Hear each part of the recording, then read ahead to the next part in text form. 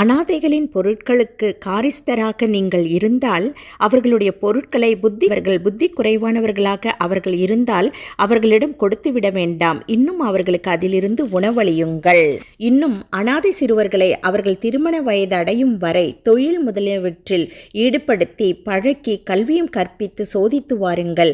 தங்கள் சொத்தை நிர்வகிக்கக்கூடிய பகுத்தறிவை அவர்களிடம் நீங்கள் கண்டால் அவர்களுடைய பொருட்களை அவர்களிடம் ஒப்படைத்து விடுங்கள். அவர்கள் பெரியவர்களாகி தங்கள் பொருட்களை பெற்றுக்கொண்டு விடுவார்கள் என்று எண்ணி அவர்களுடைய பொருட்களை அவசரமாகவும் அளவு கடந்தும் நீங்கள் தின்றுவிடாதீர்கள். இன்னும் அனாதையின் பொருட்களுடைய காரிஸ்தனாகிய அவர் செல்வந்தனாக இருந்தால் அதை நிர்வகிப்பதற்காக எதையும் தனக்காக எடுத்துக்கொள்ளாது தவிர்த்து கொள்ளவும்.